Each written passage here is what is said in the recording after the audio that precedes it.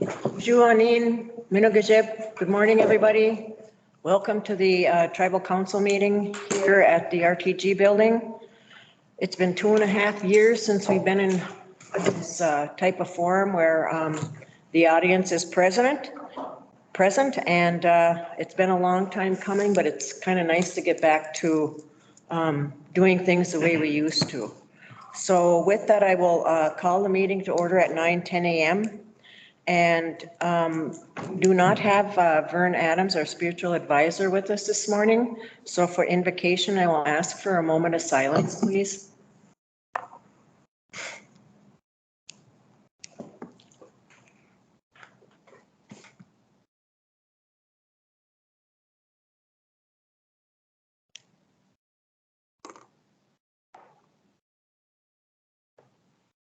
Miigwech. Roll call, please. Kathy Chavers. Here. Here. Sorry.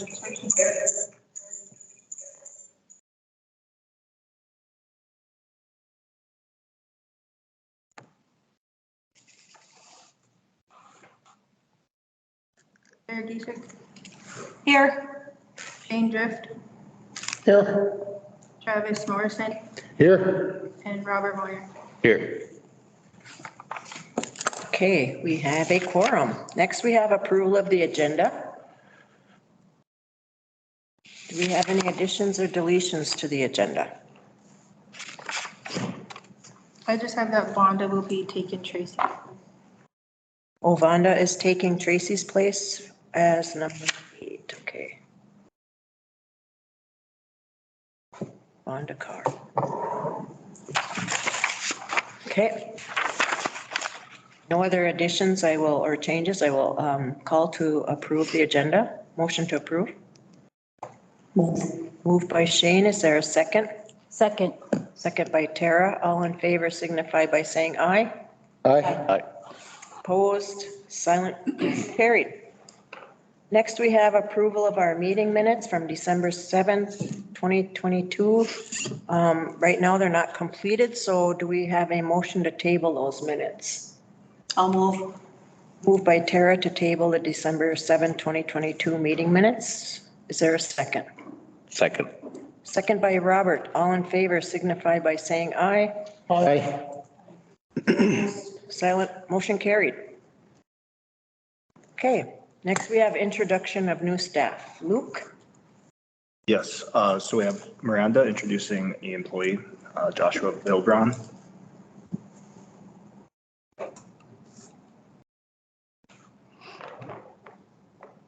I don't see Miranda or Josh on here. I don't see Christine or the Head Start people either, so. Okay. Actually, I don't see.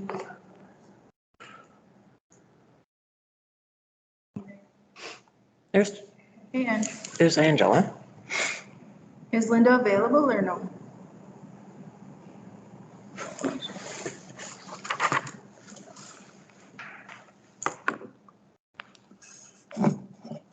You're muted, Angela. Oh, shoot. You're muted, Angela. I couldn't unmute myself. Linda is out of the office today, and she is the new Indian Child Welfare Case Manager. And her supervisor is Lynette. Okay, we missed part, Linda Tibbetts Bardo, correct? We missed the first part. Yes. Okay. Thanks, Angela. Thank you. Okay. Next, Nobody else is on. nobody else is on? Okay. Could you just please read the, read A, B, and C for Miranda and Christine? Luke, Can do that. these people are still employed, right? Yes. So the audience can hear the names and the titles. Okay. First one, we got Joshua Bilbron. He would be the receptionist on call. His supervisor is Miranda Lilia. Second, we got Christine Lundemo. And the employee is, excuse me if I'm incorrect with last name, but it's Julia Boschkin. Kagan, they're close. She will be the EHS teacher aide substitute. We also have Christine Lundemo, Patricia Dryman. She will be the early Head Start teacher. And we have Agile Wright introducing Lynette, Linda Tibbetts-Barlow with the ICW case manager. So welcome and thank you, everyone. Next, we got the consent agenda. First is the approval of elder Christmas gifts amount from $35 to $50. You can read that.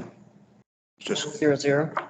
and that was voted 4-0-0. The next one was approval grant contract for IRRB for $350,000 for the dam project, which was approved 4-0-0.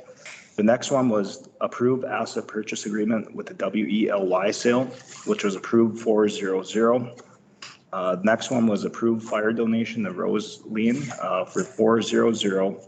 The next was approved money follows the person grant amendment, which was approved 3-0-0.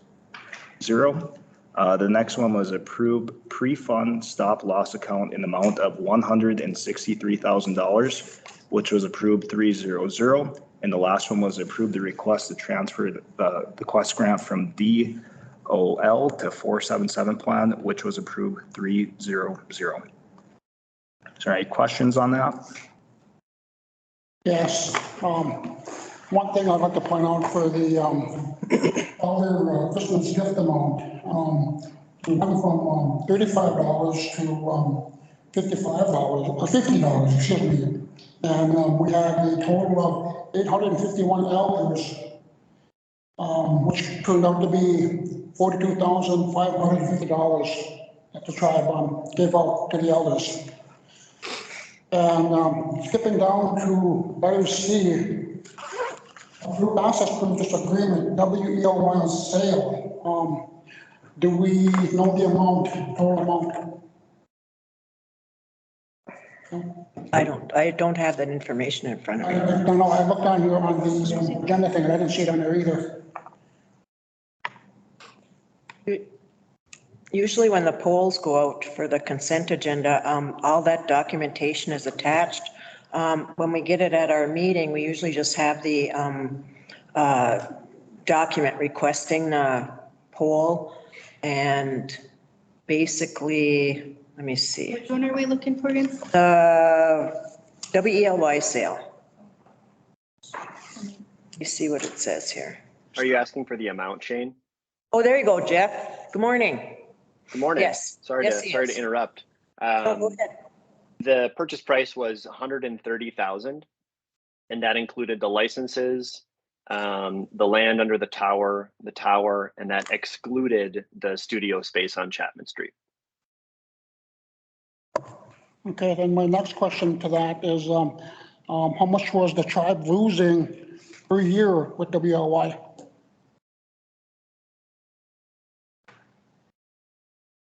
I don't have those specific numbers. Mine, I expect, would have those annualized numbers, but I don't have them in front of me. I think for the next meeting, I'd like to ask for a financial update on that to show how much money the tribe was losing on WLY per year. And then skipping down to letter D, approved fire donation for Rose Lane. Grateful for that the tribal council did that for one of our elders. And then on a different note, I'd also like to thank the Bois Forte Fire Department and also the Orr Fire Department and the Bois Forte Ambulance for being on scene. Thank you. That's all. Thank you, Shane. Okay. Do you have a motion to approve the consent agenda? Moved by Shane. Is there a second? Second. Oh, Robert. Shoot. Second by Tara. All in favor signify by saying aye. Aye. Opposed, silent, motion carried. Good, Luke. All right, moving forward, we got Tracy Dagan to explain the IR plate fee approval. Vonda's taking Tracy's place. Hondo Carr will be taking Tracy Dagan's place. Your phone as well. Good. Okay, good morning. Unfortunately, Tracy is not here today. She is out due to unforeseen circumstances. So I'm here to ask for approval of the missing and murdered Indigenous relatives plates fee at $120 with an additional $20 title fee if the title transfer is needed. Okay. Any questions on the MMIR plate fee for $120 plus $20 title fee?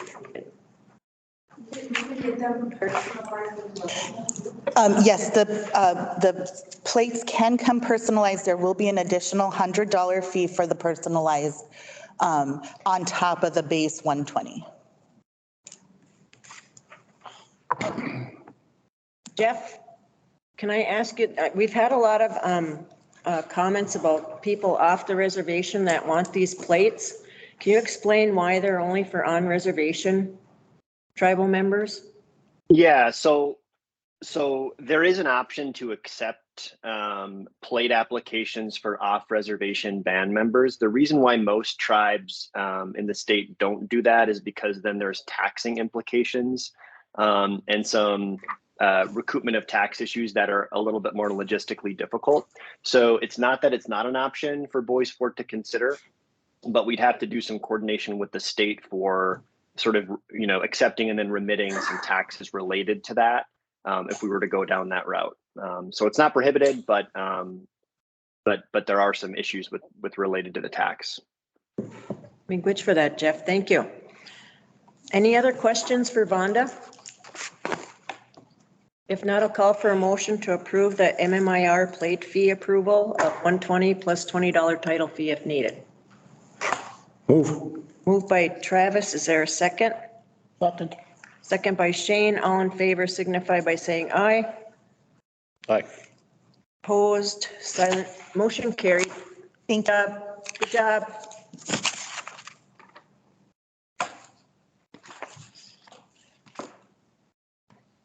Next, we got Chris Holm talking about a couple of resolutions regarding some residential lease cancellations and residential leases in general. Morning, Chris. Morning, Council. I've got for your consideration today, I've got a residential lease cancellation from Darren Langren.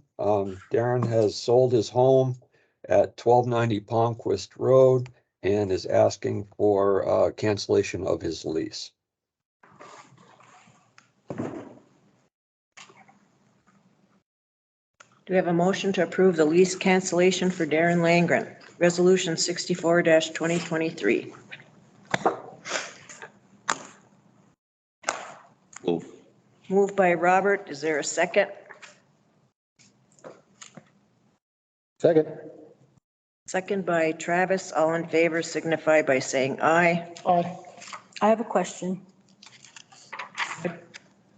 What happens when a band member relinquishes their lease and a sale doesn't go through?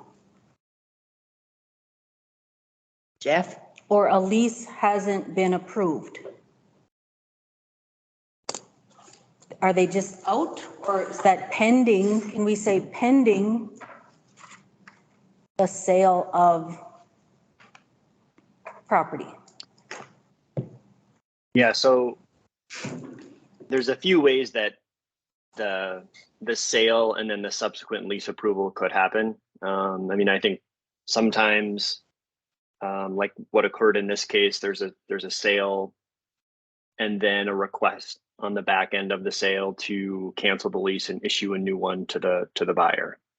Of course, that's, you know, I guess, I don't know if the term is somewhat risky in the sense that, you know, the approval of the new lease is still subject to council approval, right, after the fact. Instead of that, you could request cancellation of a lease and approval of a lease pending consummation or completion of a sale. that would be another way to do it as well. I would like us to look into that to protect the original leaseholder.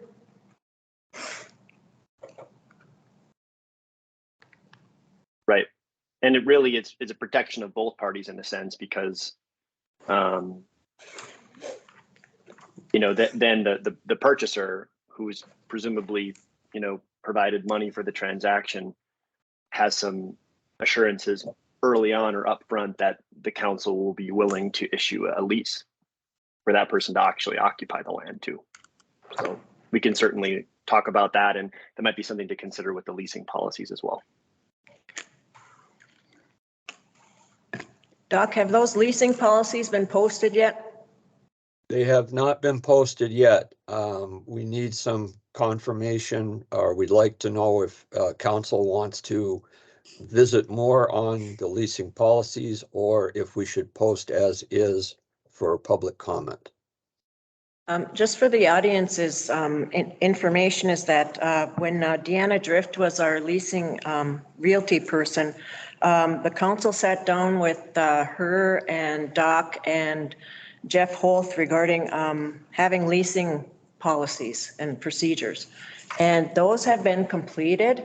However, it does require a 30 or 60 or 90-day public comment period time. And so I think that's what Doc is waiting for right now is, is approval to go ahead and post those for public comment. And I can't remember what timeline we were looking at. Doc, do you remember? Was it a 60-day or a 90-day? The last conversation I recall on it with Jeff and council, it was 60 days. Okay. We have some hands up there, Nikki. I can't see that far.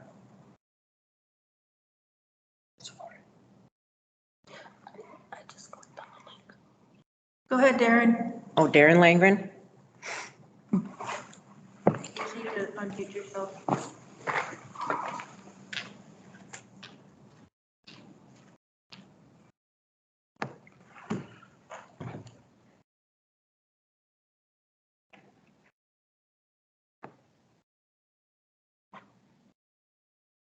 Darren, we can't hear you. You should be able to unmute yourself, Darren, now.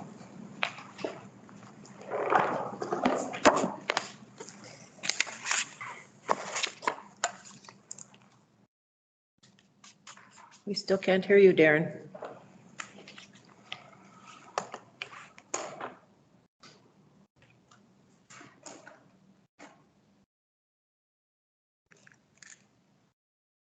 While we're waiting for Darren to get unmuted or fix his voice on his computer or wherever he's at, council, do you want those policies posted or do you want to review again?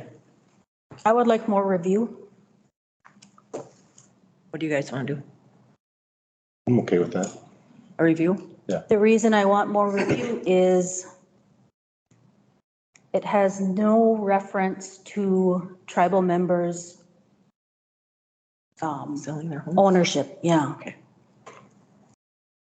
It doesn't have anything reference to band members, only the fee, and that's the only place where it references band members. Okay. Doc, we'll have to set up another meeting then if you can right away to get this resolved so we can get the policies out there and posted for public comment. Darren, are you okay now?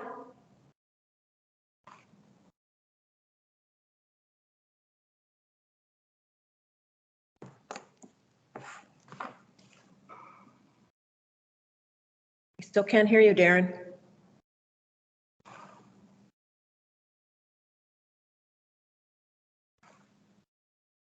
Can you type in chat or call in maybe?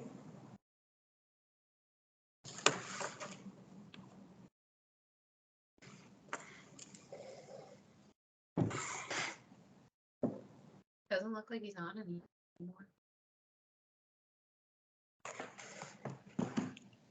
Maybe he's resetting his computer. Oh, what did he say? There he is. Mike's not working. It should be, you should be able to unmute now.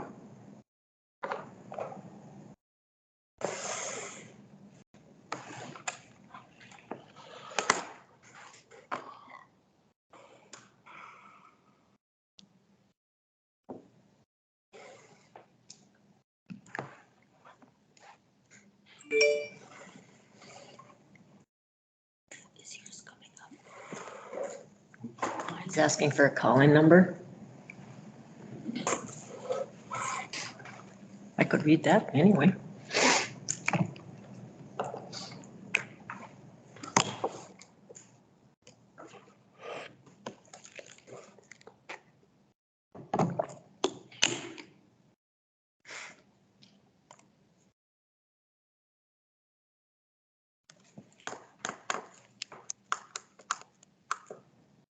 We're just waiting for Darren to call in, I believe. Darren? Hello. Hey, sorry for holding up the show. That's all right. Okay, so the council wants to stall the lease cancellation until when? There's another meeting? No, we already have a motion on the floor. Darren, It's what? we have a motion on the floor to approve the cancellation. There was just a discussion. Oh, okay. Well, yeah, let's go ahead and cancel it. Our sale is already done and I thought the lease would already be created. It's been a month and a half or so since we actually put in the request and sold the house. Probably longer than a month. So what's the holdup on that? Doc, the lease holdup, I think one thing is that Deanna left. What's the holdup on, and this is coming to the council now? It's on the agenda today. It's the next item up. And it was just pulling together the paperwork for the exhibits for the lease. Yeah. Okay. Okay, well, yeah, let's do it and see what happens, I We guess. also don't have an It's already approved. sold, you can cancel. I have a motion. I'm not losing anything if I don't, Right. if the other person doesn't get a lease, so. Okay. I have a motion on the floor that we have to finish. So all in favor signify by saying aye. Aye. Aye. Opposed, silent, motion carried. So the lease has been canceled, Darren. Okay. Okay, thank you.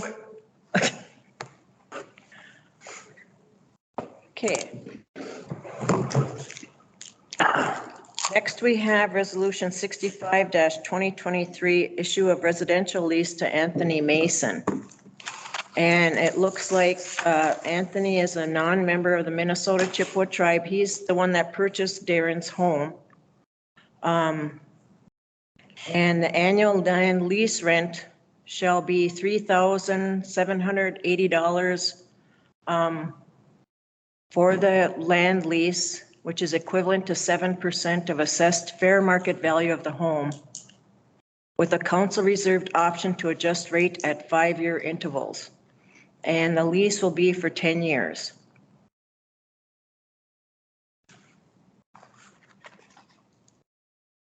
Do we have a motion to approve the resolution 65-2023 issuance of residential lease?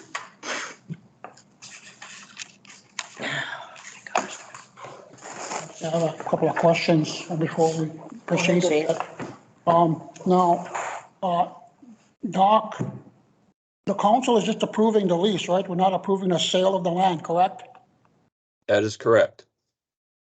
And we are not in no way, shape, or form approving the sale of the house, correct?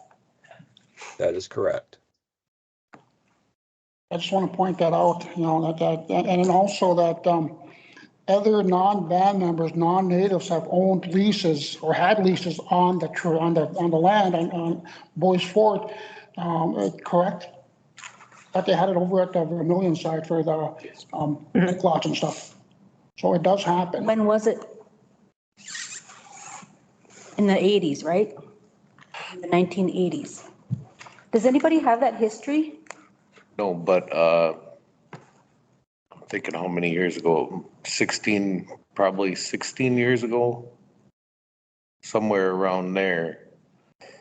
The rates were changed for non-band members to be paying more for a lease lot on our land. Our tribal members are paid a flatter, smaller rate, and the non-band members have an increased rate. That's pretty much what I know in the history of that. Go ahead. There's a couple questions in there. Okay. One, they're both from Lorna. One, is the council allowed to make policies and subject his transaction lease to those? And then how can you base the lease amount on the fair market value of the home when the band member couldn't come close to the value for the sale? Can you hit the first question first? What was the first comment? Is the council allowed to make new policies and subject his transaction and lease to those? Darren's transaction is prior to the policies that are going to be presented, so that doesn't play into fact here. Second question? How can you base the lease amount on the fair market value of the home when the band member couldn't come close to the value for the sale? That question, I do know it's not the fair market value of the home, it's the land. Oh, okay.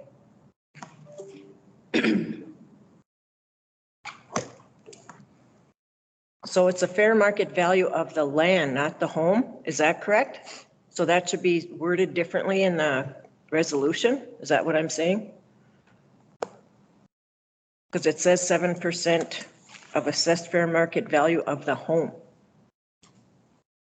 So should it say land? I think it should say land, because that's just based on when I was in there, that's how we did it, based on the parcel of land, not. Based on land. Yeah. Okay. Jeff? You want? Yeah, I think I can maybe clarify the resolution for the resolution that set the 7% rate does speak to appraisals for the value of the land. I think the situation here was that there's a good part of the reservation that still has, granted their old appraised value from the BIA. This lot does not have an updated appraised value. And now there's also no assessed tax value in the public county records for it. And so the closest way to get some sort of appraisal was to use existing appraisals for the home. So it's not quite in line with the resolution, but it's the best information that was currently available to assess an appraised value for a lease lot. And I think that was why that approach was taken here. One thing that's been discussed, and this was discussed with when Dee Dee was in place, was trying to coordinate with BIA to get some updated appraisals so that there are updated amounts for all of the lease parcels within the reservation, because it's currently not updated for everything right now. And that will be kind of a process, but it's probably something important to get in place. Thank you, Jeff. Is there a comment from Lorna again? She just said not fair to the new lessee. Okay. I think another thing to point out is that the school used to have a house for the superintendent and principal, because I remember Mr. Word used to live up at that White House by the garage. And I think Bill Michaels used to live there, and I think I remember Dennis Angle and his family lived there too. Then just down from them was the trailers for the teachers. I remember Diane Altman used to live in one of them. Oh, yeah. And I remember one of the other teachers lived in the other one. I just want to point that out.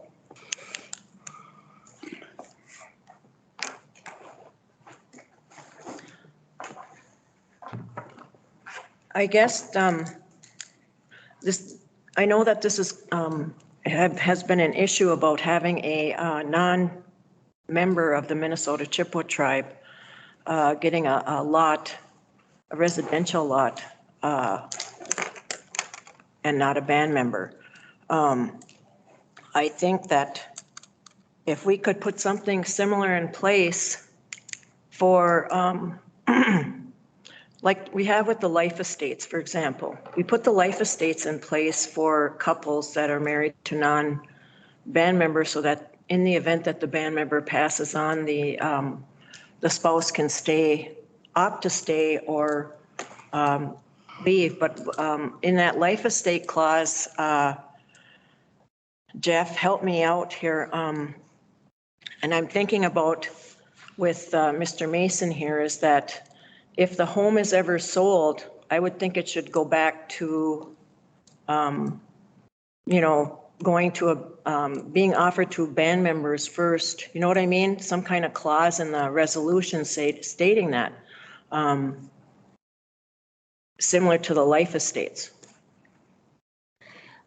The new lease that you guys drew up, it goes to existing family members, wife and children.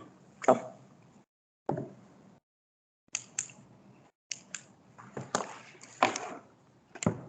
So I think it the, would be a good idea to approve the lease policy first before going through with something that's unprecedented.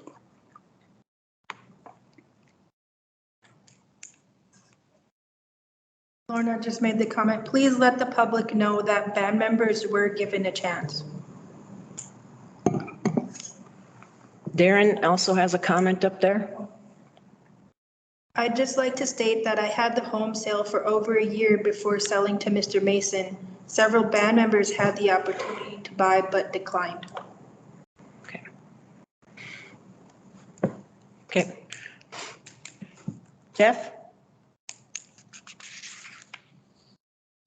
oh, I was just going to mention, other than the life estate clause that Chairwoman Shavers mentioned, you know, policies about offering to band members first, in order of priority. I know there's been discussions with council about sort of how that should go in the future, what that should look like. That's something that would be perfect for clarity in the leasing policy. Usually as opposed to in the lease itself or in resolutions, that's really that sort of policy level decision about what restrictions or limitations, if any, are going to be imposed on sales of homes on trust land that are leased. That's a good leasing policy topic for sure. And I think one that, you know, probably warrants some further discussion. Okay, thank you, Jeff. So when we have our leasing policy meeting, this is an issue that needs to be discussed. I think the other thing too is that we need to take into consideration is that, you know, for myself as an example, you know, my kids, they're just a little under half. And if they don't marry a band member or a band member from another tribe and they marry a non-native, non-band member, and if they own the land that I owned, they want to pass it on to their kids won't be enrolled. Their kids won't be able to own land here on the reservation. And because they don't have enough blood to be enrolled. And so we're heading in that direction, people. It's a matter of time. We're all going to be getting there at some point. Sooner or later, we're all going to be facing that dilemma. And so I just want to point that out. And I know this is difficult and hard for some people. But just look at it's been done in the past already. My thoughts are we're going back to the 1980s now. There was a reason that they assessed at such a high value to make sure that the lake lots didn't only go to non-band members, that they were like that for a long time. And then our band members were going homeless or double and tripling up in homes, while non-band members had nice lake lots. Now, I don't want to go back to the 1980s. Nikki? Lorna just said, also an individual who is not enrolled but has boys sport lineage could not secure a loan because of your policies. Okay, thank you for that comment. I think this one goes out to Stockholm. I think another thing too is for a policy that I'd like to see put in place is that if a non-native is going to lease on the reservation, that they have to have a tie to the band somehow. Whether they have a job here requires it, or they have, either if they're married to a band member, something, like where they just can't come onto the reservation and then buy a home and get a lease, you know. You have to have some type of tie to the tribe. I do want to mention that Mr. Mason does have band member children that are grown and grandchildren. I don't know if the grandchildren are enrolled. But he does have those ties, and he is a conservation officer currently for the band. Any other discussion on this before I know the history, and he was offered already homes, and he declined them Okay. through Boys Fort Housing. Okay. I'm not opposed to anybody renting for a short term,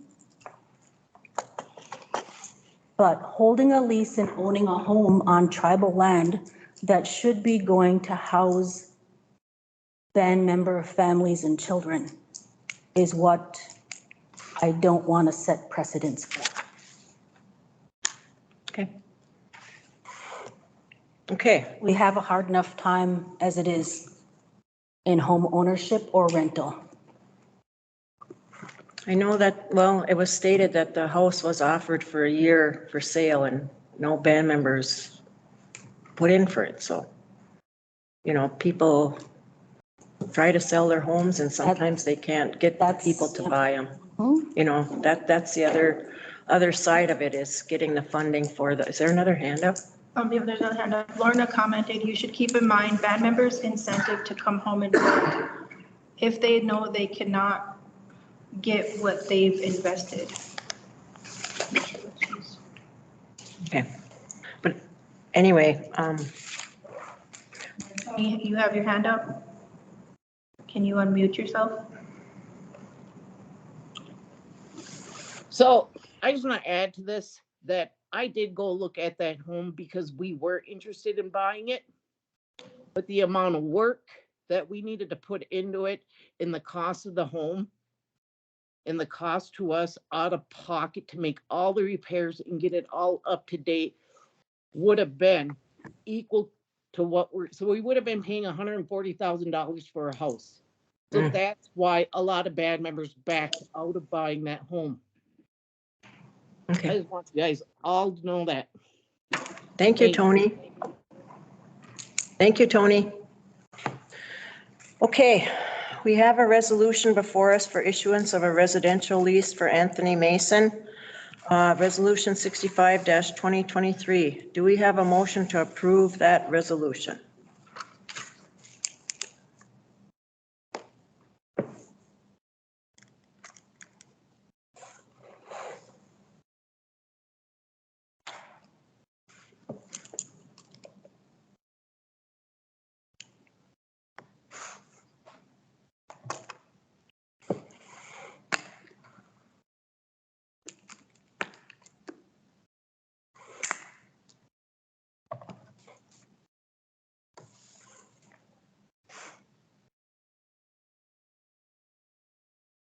I'll call for a motion again.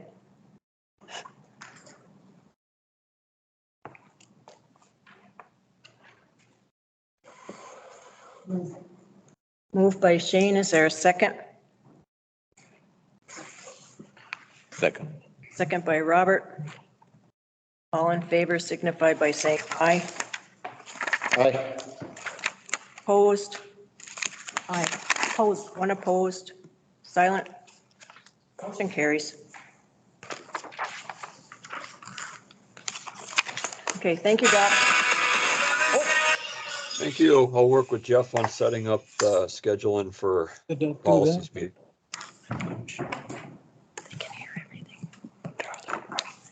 Thank you, Doc. And we'll get that meeting set up on those leasing policies. Yep, we'll work on that. Thanks. To help you find more results from the apps on your TV, I'll need to share your request with them. If you'd like that. I'd like to state also that I will not be signing it as Secretary Treasurer, so you may want to find somebody else that is going to sign off on that. It's unprecedented, and we don't even have an approved policy. Okay. Thank you, Tara. Next, we have Darlene Johnson. Morning. Good morning. There I am. Oh, there she is. All right, the first resolution that I have is we've been looking for grant writers and, oh, I'm sorry, my cat is scratching on her post. It's so loud. Something went wrong. Try again in a few seconds. We've been looking for grant writers and I put out an RFP looking for grant writers a second time. And we got a couple of applicants and looking at the applicants, we decided to go with SRF Consulting Group Incorporated to provide grant writing services to the band. And what that's going to do is we'll use the FRF funds, which are ARPA, to pay for the cost of grant writing services, provided that the costs are not covered by another third-party source, including a granting agency. And what that basically means is if the grant writer writes a grant, sometimes they can incorporate their salary for writing the grant into the grant. And if it's awarded, then that grant writer gets paid out of there. We will be hiring the SRF Consulting Group as a grant writer only. They have other services, but we will be just using the grant writing services. It's similar to what we have with other contracting agencies. We have a master agreement with the company, and under that master agreement, we'll be doing individual grants. And at this time, Jamie Wark is our contact person. So if this gets approved, I believe that he will be setting up for grant writing services. It'll be similar to like an A&E. Specifically focused on grant writing, right? Yes. Okay. Any questions on the resolution or master services agreement? We know probably Jeff has reviewed this. Yes. Okay. Yes, I got a question. I didn't hear a price, or I don't see one in the resolution, and I don't see it on the contracting submitted by the SRF group. Jeff can probably answer that.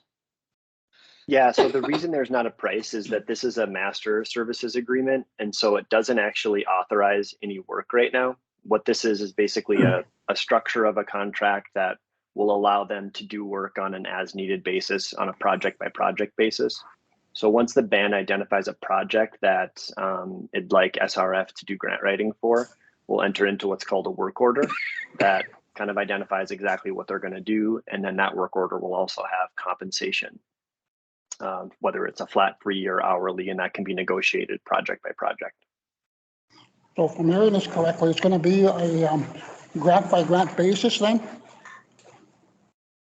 Right. So I believe. Oh, yep. Go.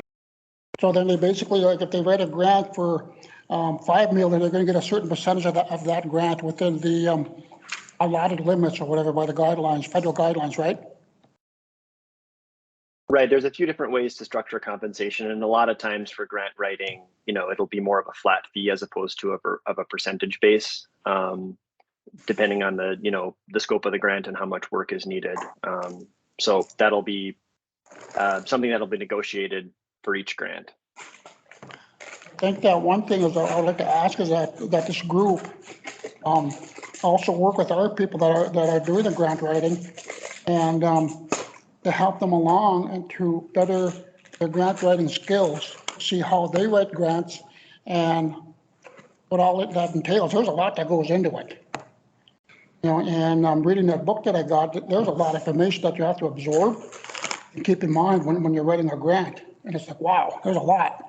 And myself, I'd like to see the tribe at some point in time have its own grant writing department, expanded, maybe have like anywhere from 5 to 10 people that can write the grants, and actually be a part of the grant writing department. Thank you. Shane, this, this group has actually been very successful in writing millions of dollars in grants for White Earth, Red Lake, different groups. So, they're very well versed in grant writing, but I do agree with you, Shane. They will talk with Carol and Doris and even Dave if they need to find information to go forward with some grants that may be out there that are needed. Okay. Yeah, I think that maybe even before this group submits a grant, that our people get a chance to review it. Because, 5 heads are better than 3, 7 are better than 5, 10 are better than 7. Kind of so that everybody can take a look at it. And if somebody sees something that we're missing, that, hey, oh, we can't submit it yet, we're missing something here, or it's not the right font, whatever. Thank you.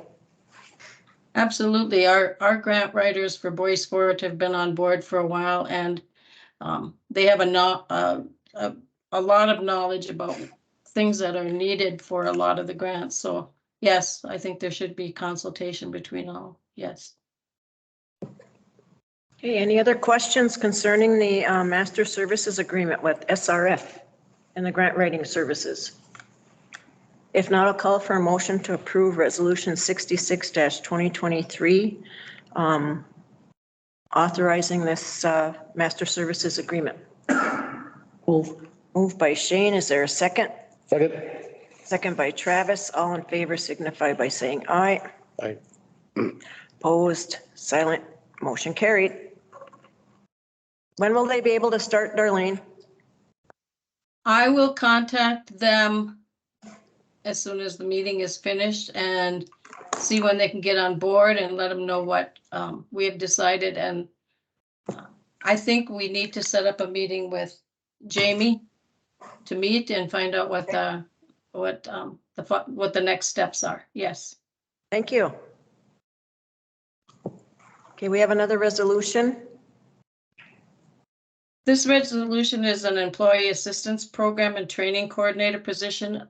I don't know if Miranda's on here or not, but it'll be through HR. We're looking to pay FRF funds, which is ARPA, for the costs of salary and fringe benefits for 4 years for this position. This coordinator will develop and implement a comprehensive training program as well as provide resources and employee assistance help for all employees of the Bois Forte Reservation Tribal Government. Okay. Any questions on the resolution? The reason the resolutions are coming through is just for this ARPA money, is it's a safety net, as Jeff has said, for us to make sure that we're spending the ARPA monies the way they're intended to be, and tribal resolution should accompany each expenditure, and that's why we're doing these resolutions in this manner. Because this is coming out of ARPA funding, so. We have a motion to approve Resolution 75-2023. I'll move. Moved by Tara. Is there a second? Second. Second by Robert. All in favor signify by saying aye. Aye. Aye. Opposed, silent, motion carried. Thank you, Darlene. Thank you. Thank you, Council. Good job.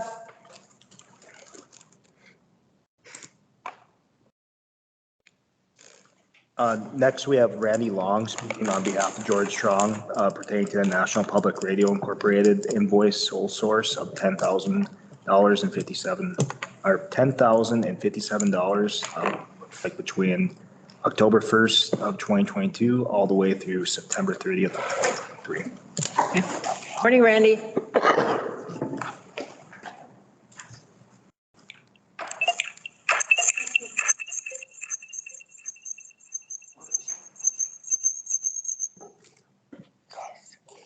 Morning, everyone. What I have before you today is a sole source request to NPR, which is the National Public Radio Service. KBFT utilizes this service every single year, and what this is an affiliation and yearly cost that I have before you. NPR is also the only service that provide this type of service to our radio station. For I'm here requesting the $10,057 sole source request. Okay, Out of program budget? This has been pre-budgeted and is every year. okay, any other questions for Randy? Now I'll call for a motion to approve the NPR invoice sole source of $10,057 for the time period of 10/1/22 to 9/30/2023. I'll move to approve. Moved by Tara to approve. Is there a second? Second. Second by Shane. All in favor signify by saying aye. Aye. Thank you. Silent. Motion carried. Thank you, Randy. Next, we got Jeff Holt here to discuss the resolution number 67-2023 of the quit deed fee to trust. Looks like off of Highway 177 and 169 parcels. Morning, Luke. Jeff. Again. Good morning. Thank you. All right, so I'll do a quick explanation of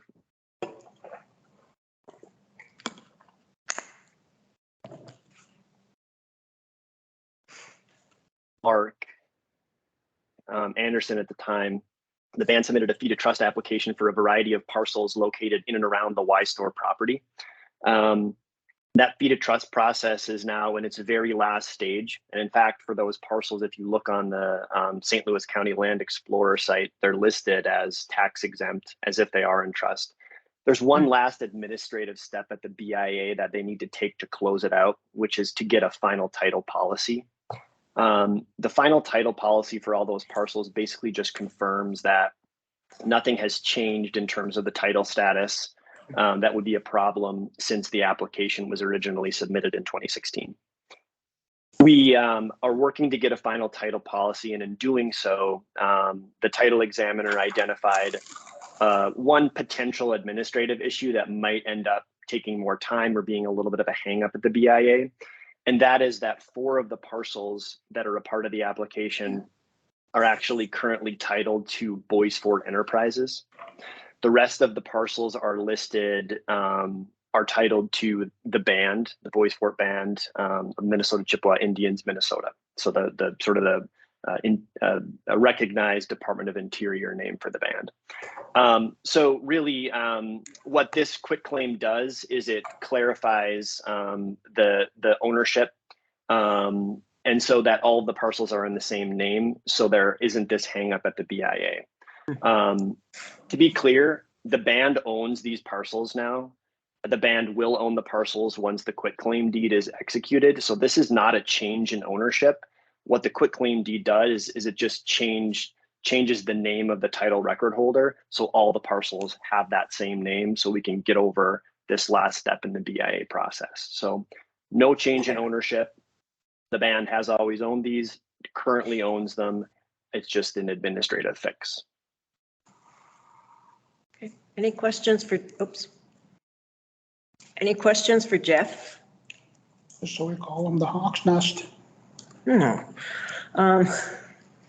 If not, I'll call for a motion to approve Resolution 67-2023 quit claim deed fee to trust Highway 177 and 169 parcels. Do we have a motion to approve that resolution? Move. Moved by Travis. Is there a second? Second. Second by Shane. All in favor signify by saying aye. Aye. Opposed, silent, motion carried. Thank you, Jeff. McGuinn. Thank you.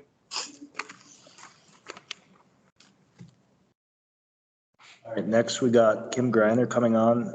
She's going to talk about a few things, but the first thing on the agenda is add 3 additional buildings for the 105 lease project. Good morning, Kim. Good morning.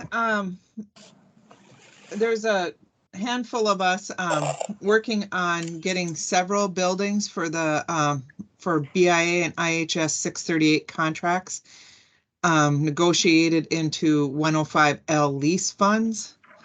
And we had hired F.I. Slater out of Duluth, and we've gotten 28 building appraisals completed.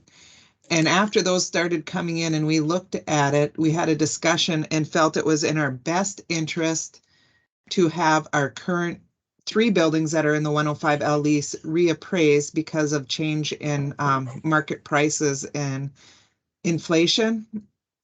We wanted to add, I talked to Lynette, and so this will be paid out of, from health, out of one of their budgets. And so adding, I believe it was $11,000. I'm looking, I might have the wrong, because they forwarded a thing for how much it would be. I'm looking for how much, it was like 11,500 to add the 3 buildings. But further along in that conversation is, we don't have the contract yet because I wanted to get approval before we went, is we also want to add the 4th building of the building that we're proposing buying in Virginia. So that when we have title, we can negotiate right away into 105L for the cost, those eligible costs for that building. So we've done a lot of work. And actually I printed out the wrong agenda request because it came up. It was the original one. Okay. But that's why I don't have that's why I was looking for the number, but that's where we're at. But we want to do that plus add we want to add the 4th building. And they're very nice appraisals. There's a lot of information in them. Good. So you want to add 4 additional buildings, which will include the office in Virginia. Yes. Along with the other 3 to get updated, basically appraisals, correct? Yep. And if the new appraisals don't come in at to our advantage, we don't have to turn them in. We we can stay with the old ones. Okay. Any questions for Kim on these what? I've commented on their fee not to exceed 11,250 for the 3 buildings. 11,250 for the 3, right? Yeah, For the 4, we have to get the we have to do the get the cost for the 4th one because as we were having the email conversations about the purchase agreement going around for that new building, I added that in there when we were talking about that we should just get it done right now while we're contracting for these other 3 buildings. What is it going to add then to the fee? I don't know. I would have to ask them, but based on the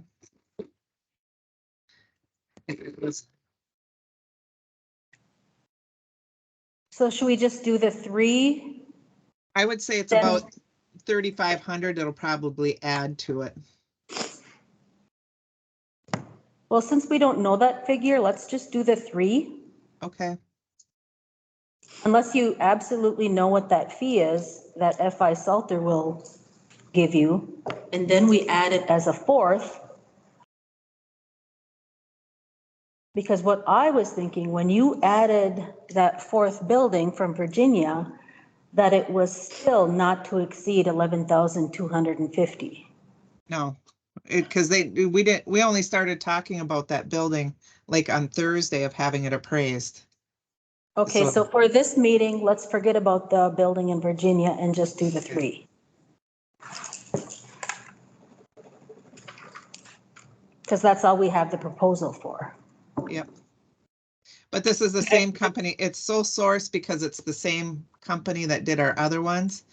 And it's really because it has to be a special type of appraisal and they're hard to come up by. Because actually the BIA regional office asked me who we were using so that they could let other tribes know who they're using. But I'll get a quote for the other one.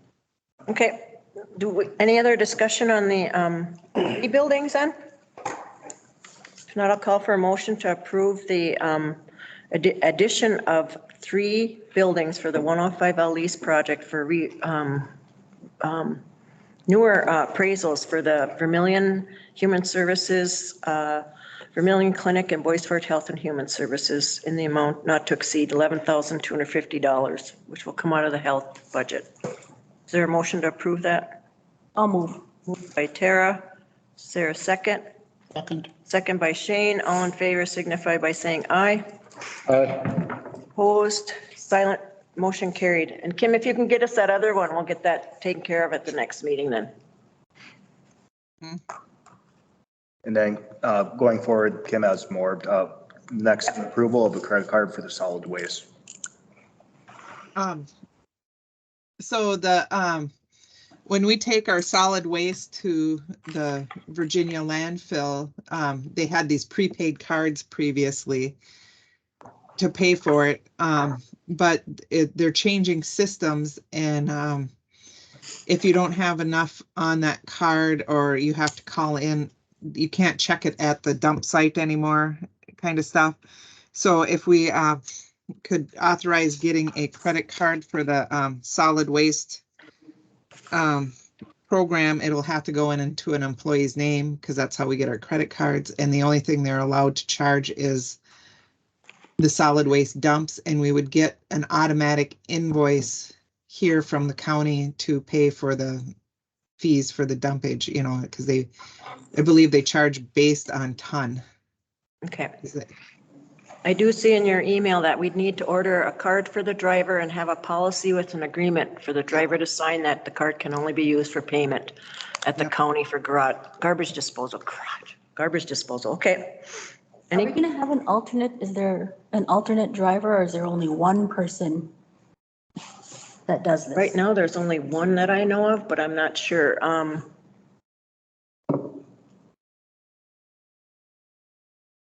I don't know. Is Patrick available? Is he on? I don't think so. And who does the payments for that, Kim? I'm on. Oh, hi, Patrick.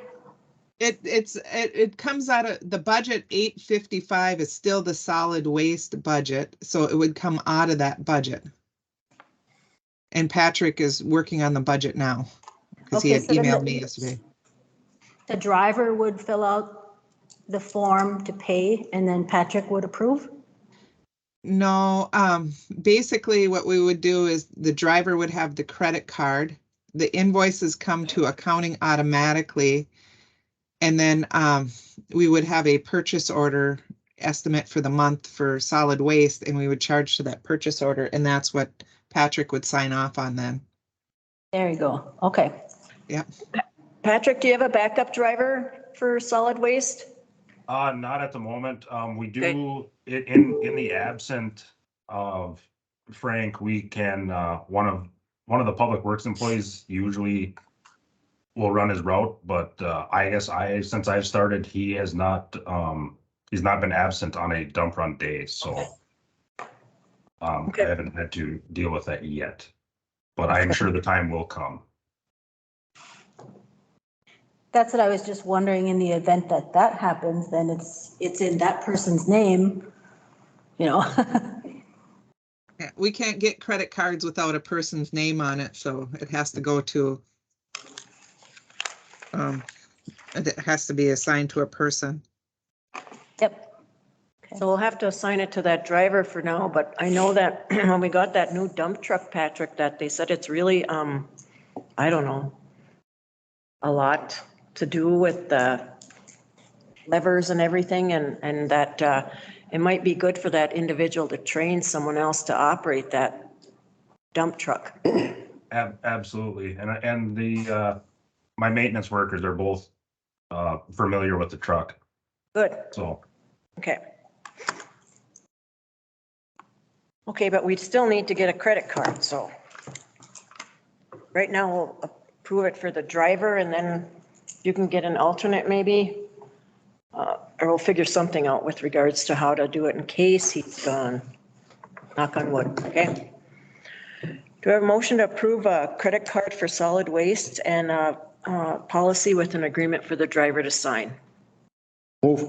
Moved by Travis. Is there a second? I'll second. Second by Tara. All in favor signify by saying aye. Aye. Aye. Opposed, silent, motion carried. Good job. Thank you, Patrick. Okay, the last thing I have is the sole source for the Laserfish software renewal. This would be paid out of indirect cost. It is, it's for 100 user licenses and cloud participants and what are called community user blocks. This is how we do all our online application processing. So like we just closed out the emergency rental assistance program and all that was tracked in there. There's several other programs that are using it. I know Health has been working through doing the PRC application, elderly needs application. I know some department, they've done like the toys request on there. We've done the emergency and economic assistance programs through there. There's just a wide variety, but it's also an electronic record keeping system. So everything's on there electronically. So if someone has to work from home, they can access all those documents by clicking on the client application. Okay, good. And this Laserfish came about basically for the pandemic because of, the need for technology. And this has been a added plus for us to get these applications online and stuff and people being able to access. So it's been a great resource for us. Any questions on the Laserfish renewal? If not, I'll call for a motion to approve the renewal of Laserfish in the amount of $58,349.50 out of indirect cost, and this is a sole source request. Moved by Shane. Is there a second?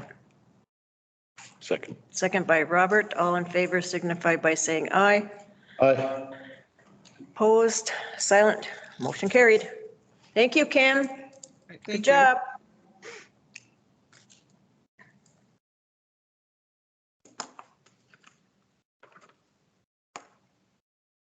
Next on the agenda, we have Lynette Tatinen. Nice try. Yeah. To discuss the First Amendment to the new moon temporary contract with David Farmer. Good morning, Lynette. Good morning. This is an amendment that I had Jeff put together. The original contract that was approved for the 90 days had a typo in it. It should have read $7,500 instead of the $2,500. There's enough money in the budget, and due to the snowstorms also, it's $2,500 per 30 days for the month. And that was it was a typo. So I had Jeff write up the amendment to add the additional funds to the contract. Okay. Any questions on the First Amendment to New Moon temporary contract with David Farmer? If not, I'll call for a motion to approve that amendment from $2,500 to $7,500.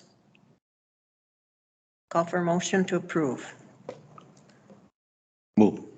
Moved by Robert Moyer. Is there a second?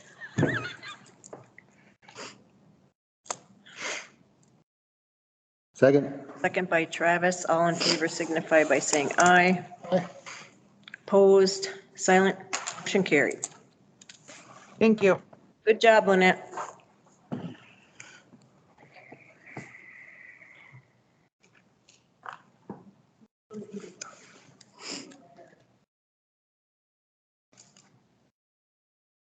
Good morning, Miranda. Good morning. Can you hear me? I am requesting the council, per the discussion with Alicia Finley from Bluestone Strategy Partners on Tuesday, December 27th, 2022, to approve and adopt the attached documents, which include the updated compensation study grades, the recommended title changes, and the FLSA changes. I am requesting this to be approved effective January 1, but if the council chooses another effective date, I am okay with that as well. I just ask that it be the beginning of a pay period. Okay. We did meet with Miranda and Alicia from Bluestone about the compensation study. And these are three recommendations that Bluestone came up with, and then the council, Miranda, worked with Bluestone, and the council sat down with them to discuss the compensation study. There were title changes to a few positions and some FLSA changes to a few positions. So any discussion, council? With these title changes, will that also be, that'll most likely be a increase in salary? No. No. Nope. If you look at, if information that I gave the council, or that was provided by Alicia, if you look in those grades, the titles changes are indicated in there, but those are already slotted within the new grades. So based upon the job description, they're put into the specific grades they belong in, but then there's also a title change. So the title doesn't change the salary for the position.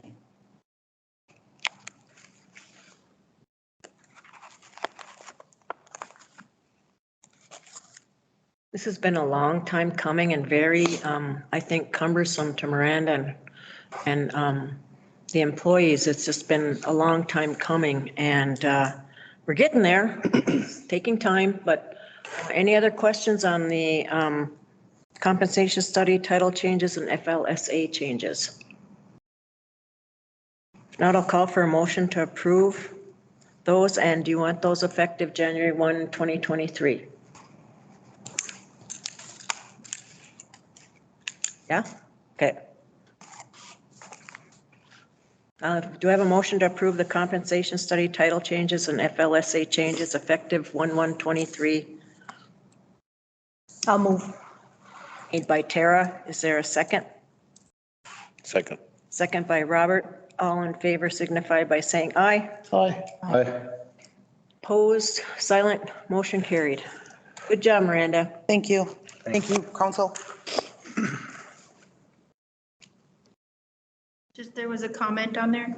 When will employees be notified of changes? Miranda, maybe you want to explain a little bit our next step?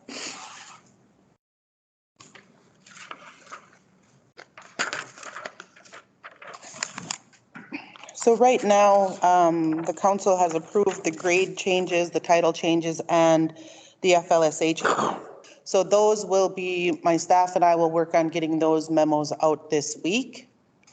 As of right now, there are no pay changes. That's a next step that we need to bring back to the council in order to get those effective and an effective date for that. So that's something that's coming in the future. That'll be more discussion with the council. The next steps is Bluestone will do a high-level overview. They're going to come on site. They will do HR and finance training, develop communication to employees like an FAQ to employees. And then there's some other items that Bluestone is working on for us, and that would be, you know, succession planning, sorry. So we'll at least get the memos out to the employees, you know, with title changes and FLSA changes, because those are going to be effective immediately. The grades, you'll see that to start come out on new job announcements that are posted. If an employee is in a new grade and they are below that grade, nothing will happen at this point that needs council approval.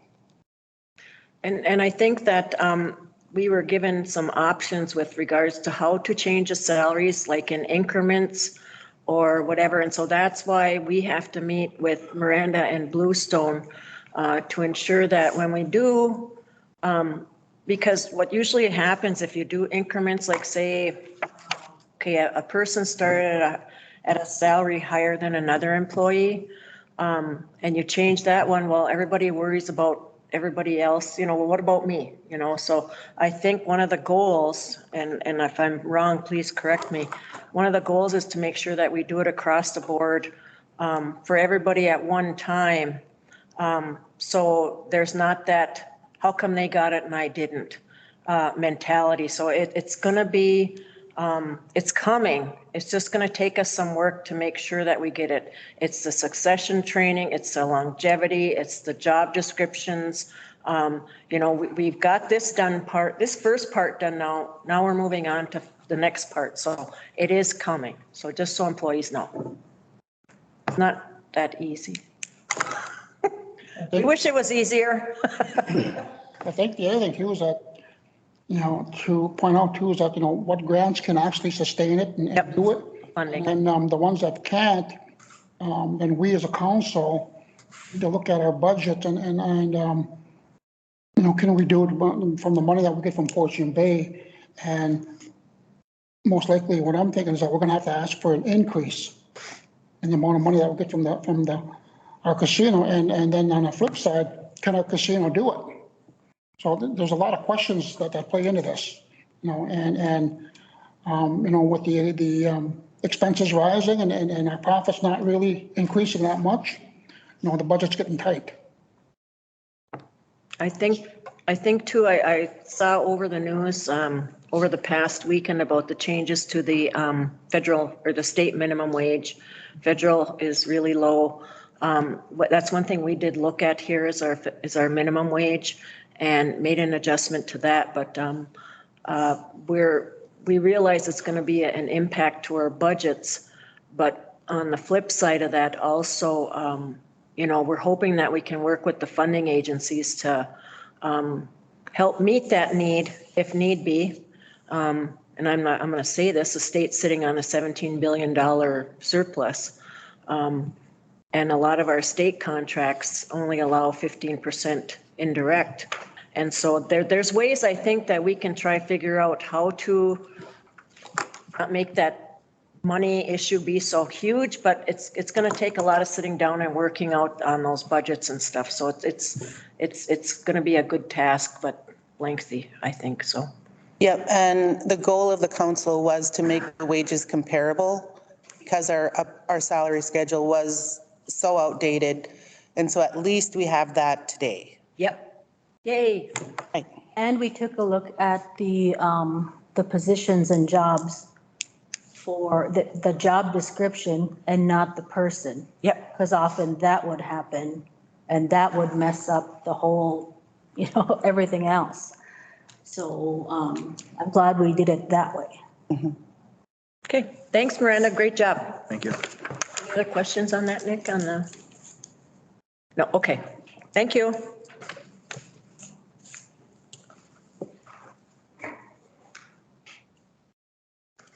Good morning, Peyton.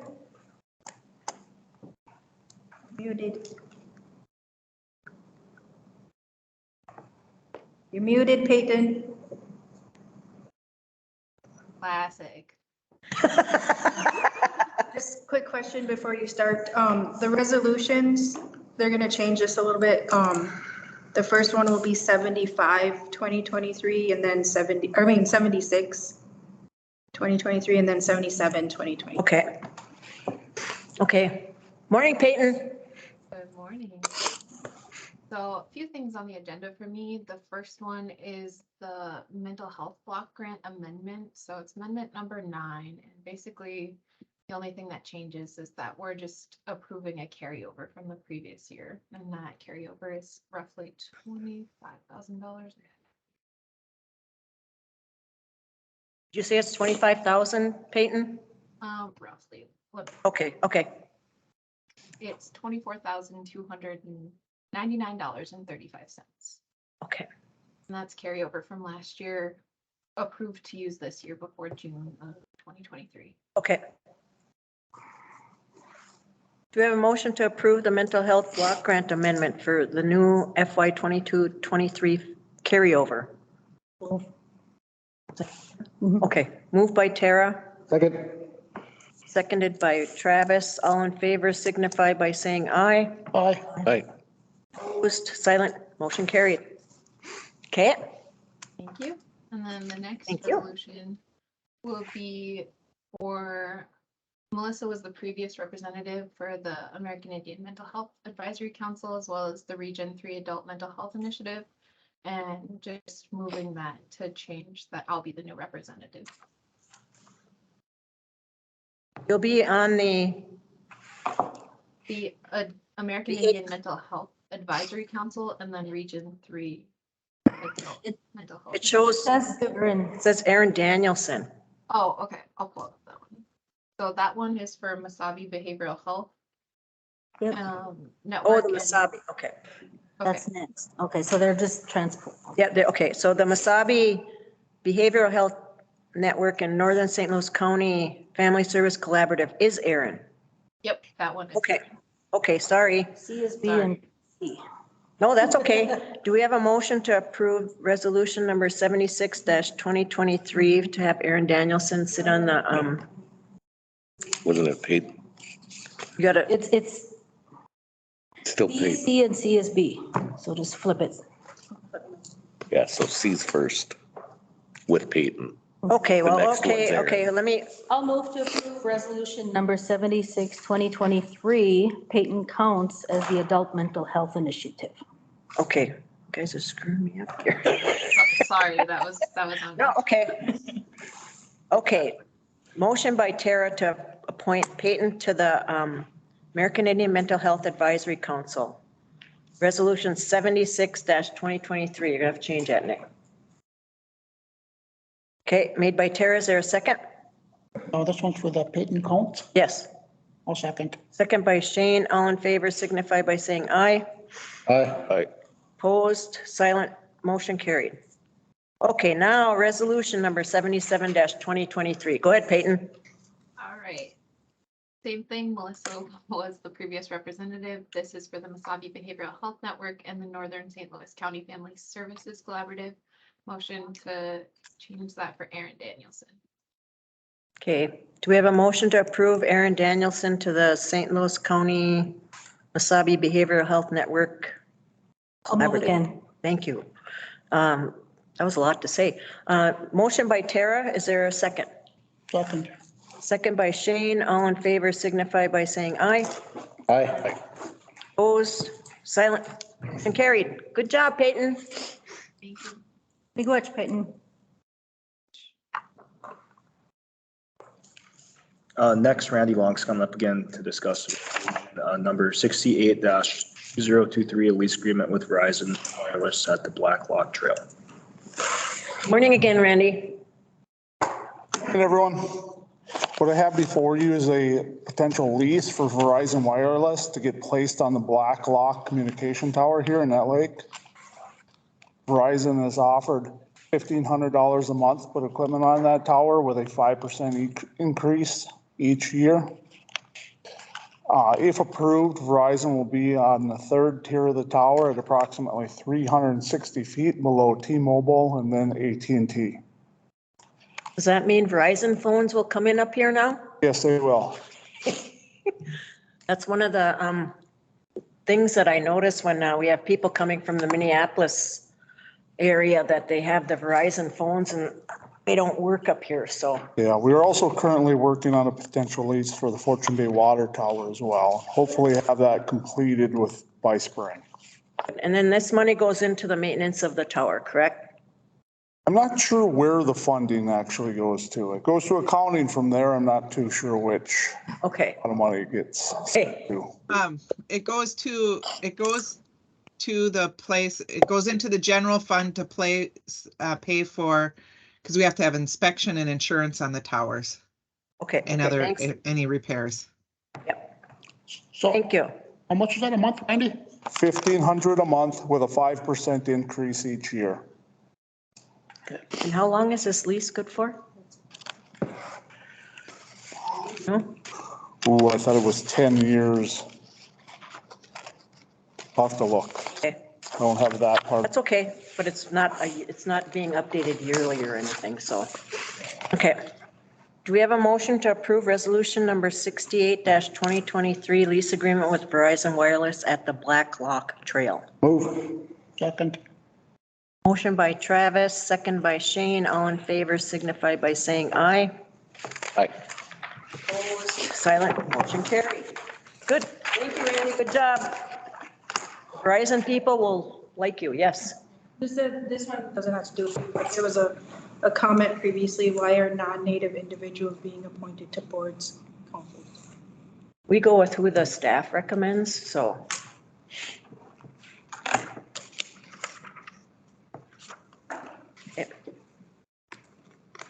Next, we have Tony Wakeham up.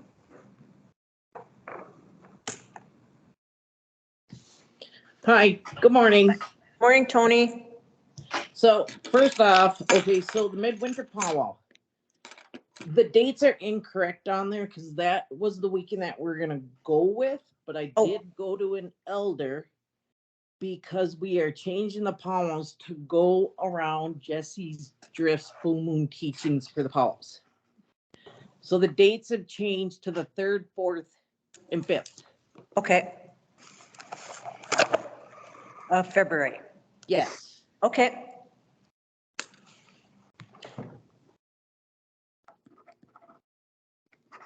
And you are asking, I see, for donations. That's great. We are asking for donations to do our raffle, and I forgot to put the raffle on there too, but I'll get that on the next agenda. Yeah, just get it to us. But yes, we would like donations of any kind, food, water, raffle, spot dances, if anybody wants to sponsor spot dances. Okay, sounds good, Tony. Thank you. Okay. Do we have? You want us to approve the winter powwow dates?